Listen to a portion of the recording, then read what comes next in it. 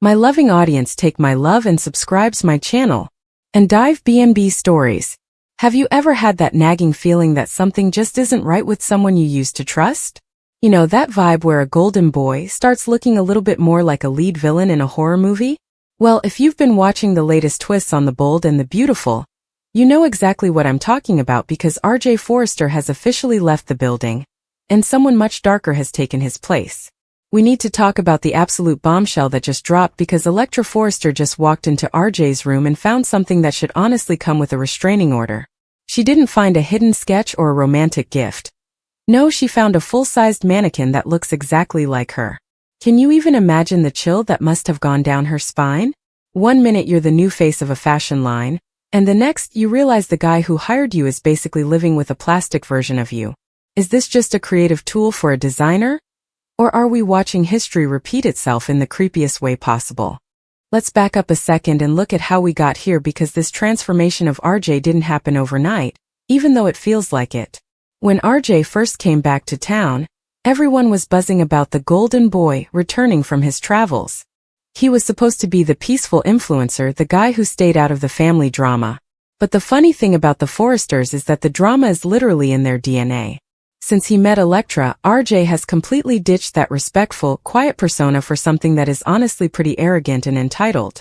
He didn't just fall for her. He became obsessed with the idea that he owns her heart simply because he's a Forrester. It's like he woke up one day and decided that no wasn't a word that applied to him anymore. Why do you think he's acting out like this? Is it because he was so burned by the crazy Luna stuff that he's just lost his grip on reality? Think about the psychological toll that the whole Luna situation took on him. RJ was practically living with her at the beach house before she turned out to be, well, murdery, as some people are calling it. It's almost like he's trying to hit a reset button on his life, but instead of moving forward, he's spiraling backward into the worst habits of his family.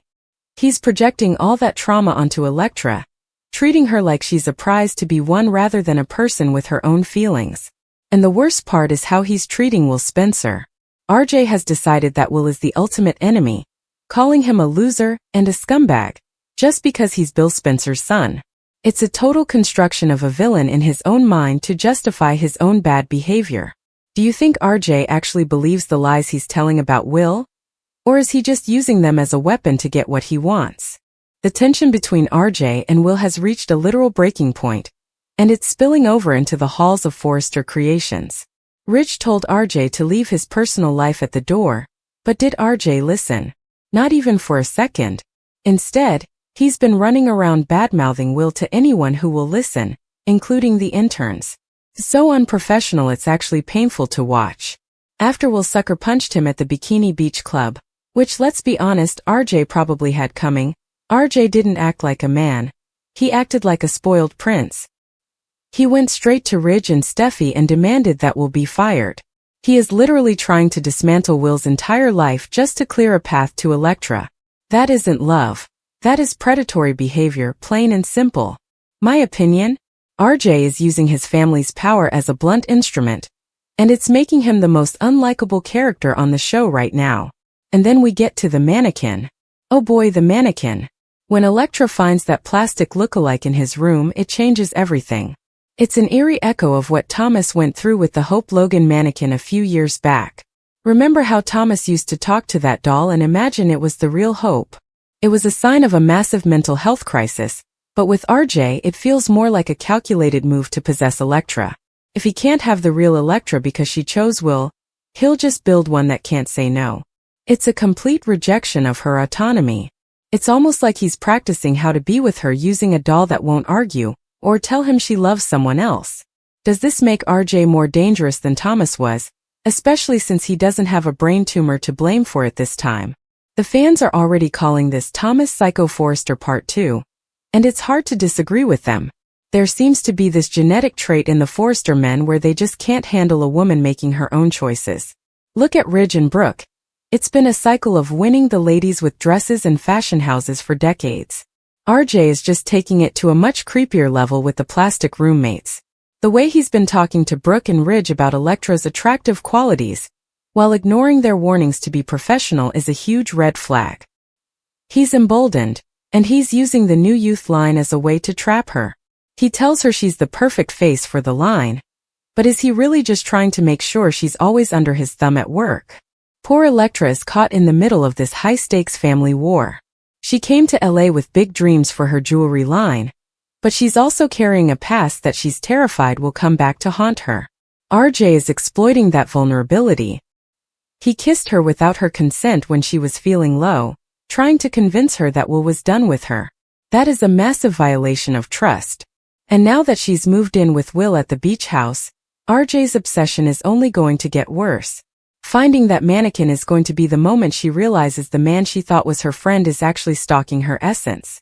Can you imagine the fear she'll feel knowing there is a plastic version of her sitting in his room while she's trying to work? What's really frustrating is how Ridge and Brooke are handling this. Ridge sees the warning signs. He's seen this movie before with Thomas, but he isn't drawing a hard enough line. He's letting RJ demand firings and disrupt the workplace during a huge expansion in Monaco. If they don't stop this early, it's going to go from awkward to dangerous very fast. Brooke is baffled by RJ's sudden change of heart, especially since he's now started putting the moves on Melissa Dillon. Is he really over Electra? Or is he just playing Dillon like a fiddle to make Electra jealous? It's such a manipulative game, and it's clear that RJ is the villain of his own story now. He's trying to manufacture a reality where he's the hero, but the mask is slipping, and the plastic version of Electra is the proof. Have you ever wondered what it's like to walk into a room and realize you're not the only version of yourself standing there? I'm not talking about a twin or a look-alike. I'm talking about a plastic, hollow, and eerily perfect version of you staring back with unblinking eyes. This is the nightmare Electra Forrester just walked into in RJ's room. But here is the thing that really gets me. As creepy as that mannequin is, it isn't nearly as terrifying as the secret Electra is carrying in her own heart. We have all been watching her dazzling exterior, and that spirited attitude she brought from San Francisco. But why do I get the feeling she isn't just here to pitch a jewelry line? Well, think about it. When someone as talented and beautiful as Electra shows up at a massive powerhouse like Forrester Creations, you expect a victory lap. Instead, we are seeing a woman who looks like she is living on a prayer and a very thin layer of ice. What is she actually running from? Was her arrival in Los Angeles a calculated career move, or was it a desperate plea for asylum from a past that is currently gaining on her? The funny thing about the bold and the beautiful is that no one ever just moves for a job. They move to escape a ghost or to become one. When you look at Electra's biography, it explicitly mentions a past she is desperate to keep hidden. It says she fears this secret will resurface and threaten everything she's worked for. Now that isn't just soap speak for a bad breakup. That sounds like a total destruction of her identity. I mean, if your past can ruin your jewelry line and your family legacy, we are talking about something heavy. Maybe it's legal. Maybe it's moral. But whatever it is, it has turned Electra into an emotional fugitive. She is walking through the halls of Forrester Creations like she's in a psychological minefield. And the worst part, she has no idea that the man claiming to be her biggest fan is actually her most dangerous predator. Let's talk about RJ Forrester for a second because his villain era is the perfect storm for a woman with a secret. We were all sold this golden boy image when he came back from his travels. He was the influencer, the peacemaker, the guy who stayed out of the mud. But that version of RJ is dead and buried. The moment he laid eyes on Electra, something in his Forrester DNA just snapped. He decided that his name and his family's prestige entitled him to her heart. It didn't matter that she was already drawn to Will Spencer. In RJ's mind, no isn't a word that applies to him. This transformation didn't happen in a vacuum. It was triggered by Electra's vulnerability. A man in a healthy headspace sees a woman in distress and offers a hand. A man like RJ sees a woman in distress and sees an opening. He is building a gilded cage around her under the guise of professional support. He demands she be the face of the youth line. He pushes her into his designs. But is he really supporting her career? Or is he just making sure she's always under his thumb? I honestly believe RJ's behavior is a direct reaction to the trauma he went through with Luna. Remember how he was practically living with her before she turned out to be murdery? He was burned so badly that he no longer trusts human autonomy. He doesn't want a partner who can make her own choices. He wants a project he can design. This is why the mannequin is so significant. It is a version of Electra that doesn't have a voice. It doesn't have a past. And most importantly, it doesn't have a secret. When he looks at that plastic doll, he sees the perfect woman because she's the only one he can fully control. It's a complete rejection of Electra's humanity. He is trying to design a reality where he is the hero of a story that only exists in his own head. Why has he turned to predatory behavior? It's because the real Electra chose Will, and RJ's ego simply cannot process a loss. And then there is Remy Price. If Electra is the diamond, Remy is the inclusion that proves she's not as perfect as she looks. The sources say he views their connection as something deeper than she does. He is irritated that she is keeping him at a friendly distance. To me, that screams unfinished business. Is Remy the physical manifestation of her secret? He followed her to Los Angeles, and he seems to know exactly which buttons to push to make her jump. If she is an emotional fugitive, Remy is the bounty hunter who isn't interested in the reward, he's interested in the prisoner. He is the trigger for her anxiety. Every time he shows up, you can see the mask slip. She wants to be loved for who she is, but she is terrified that who she is a person no one will want once the truth is out. This hidden insecurity is the engine driving her entire journey. It makes her susceptible to RJ's gaslighting, and it makes her push Will away even when she wants to hold him close. We need to reframe this situation. This isn't just a love triangle. It's a psychological breakdown of the Forrester golden boy mythos. While Thomas used his mannequin during a genuine mental health crisis, RJ seems to be doing this from a place of pure, calculated entitlement. Thomas was sick, but RJ might just be bad. I absolutely disagree with how Ridge and Brooke are handling him. They are currently blinded by their own biases. Ridge sees the warning signs. He's seen this movie before with Thomas, but he isn't drawing a hard enough line. By not setting firm boundaries, they are essentially feeding a monster. RJ kissing Electra without her consent was the point of no return for me. And now he's demanding that Will Spencer be fired. That is a corporate abuse of power that should be legally actionable. He is using the company as a blunt instrument to dismantle Will's life just to clear a path to Electra. And let's not forget about Aunt Ivy. I think RJ Forrester is the most underrated villain in this entire mess. She stole that heartfelt letter Electra wrote to Will. She let her own niece believe she had been dumped. Why? Because Ivy knows exactly what Electra is hiding, and she is using that knowledge to shape the girl's life for her own ends.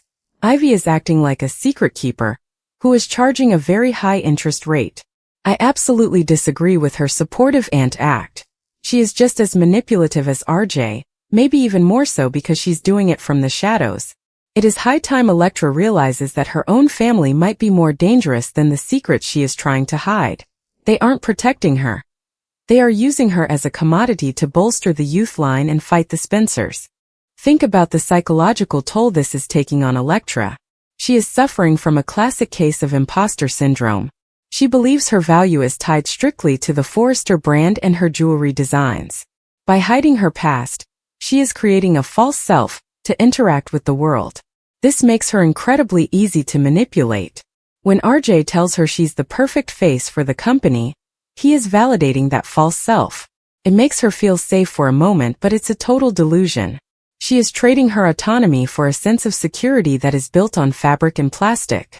There is a profound sense of isolation in her journey. She is surrounded by a family that welcomes her, but she knows that welcome is conditional. She feels like an outsider in her own skin.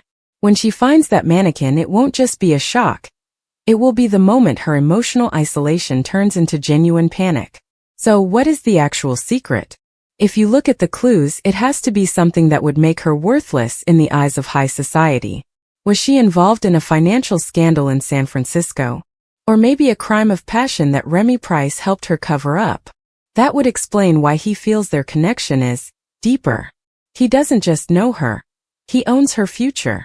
I predict that Remy is going to show up at a high-profile event, maybe the Monaco expansion, and publicly hint at what she's done. He will force her into a corner where she has to choose between RJ's protection or Will's truth. And here is the kicker. RJ will likely find out the secret first. But instead of helping her, he will use it as leverage to bind her to him forever. He will tell her that he's the only one who can keep her safe, essentially turning her into a corporate slave. What happens next is going to redefine the entire next generation of Forresters and Spencers. I predict a total destruction of the peace that Ridge and Brooke worked so hard to build. Well, Spencer isn't just going to take this lying down. He is a Spencer. He has the resources to find out the truth. His love for Electra will drive him to investigate the very thing she's trying to hide. But if he finds out she's been lying to him this whole time, will he seek forgiveness or revenge? This could turn Will into a much darker character, one who uses the Spencer media empire to systematically destroy RJ's reputation. We are looking at a full-scale family war where the Mannequin is just the fuse on a very large bomb. I honestly think the show is doing a brilliant job of making us root for Electra, even though we barely know her. She is a woman in survival mode. But she is making a massive mistake by not coming clean to Will immediately. Silence is a weapon in this town, and right now she is handing that weapon to RJ on a silver platter. Every success she has at Forrester is bittersweet, because she knows it's one step closer to a higher fall. She is living in a tragedy that hasn't finished being written yet. And the Mannequin discovery is the smoking gun. It proves that the Forresters have a fundamental inability to live in reality. The plastic doll is the perfect version of Electra because it doesn't have a messy past. RJ has designed a woman without a secret, which is the only way he can truly love her. It's a dangerous level of narcissism that ignores her humanity to satisfy his own artistic vision. I really want to hear what you guys think about this. Do you think RJ is actually more dangerous than Thomas was? I mean, Thomas had a brain tumor to blame for his behavior, but RJ is doing this with a clear head and the full support of his parents. Is it even possible for him to be redeemed at this point? Or has the Mannequin discovery marked him as a permanent villain? And what about Electra's secret? Do you think it's a crime, a hidden child, or maybe a connection to a rival fashion house that we haven't seen yet? I want to hear your wildest theories in the comments. Is Electra a victim, or is she the ultimate femme fatale hiding in plain sight? So where does this go from here? I predict that RJ is going to try to gaslight Electra when she finds the doll. He'll probably claim it's just a fitting model for his new designs, but we all know the truth. If Electra tries to run back to Will for safety, RJ will likely use his corporate leverage to threaten her career or her jewelry line. We are looking at a total destruction of the peace between the next generation of Forresters and Spencers. Well, Spencer isn't going to take this lying down, and if he finds out about that Mannequin, the next confrontation won't just be a punch, it'll be a war. Do you think there is any coming back for RJ? Or has he officially crossed the line into being a permanent villain? The fallout from this discovery is going to be massive, especially with the fashion world watching them in Monaco. Ridge is so worried about the Logan line overshadowing Forrester Creations that he might be willing to overlook RJ's passion, just to keep the youth line moving. But at what cost? He's basically feeding a monster. And let's not forget about Thomas. How ironic would it be if Thomas had to come back and be the voice of reason for his little brother? This whole situation is a ticking time bomb, and the Mannequin is just the fuse. RJ is suffering from a massive god complex, thinking he can shape Electra's life just like he shapes fabric. I really want to hear what you guys think about this creepy turn for RJ. Is he truly sick like Thomas was? Or is this just pure Forrester entitlement taken to the extreme? Do you think Will and Electra have any chance of a normal relationship while RJ is building shrines to her in his bedroom? It's a lot to process, and the drama is only getting started. If you're as hooked on this plastic plot twist as I am, make sure you hit that like button and subscribe to the channel. I'll be keeping a very close eye on the spoilers to see how Electra handles this nightmare. Drop your theories in the comments. Let's debate whether RJ can ever be redeemed, or if he's officially Thomas 2.0. Thanks for watching, and stay tuned for more deep dives into the wild world of the bold and the beautiful.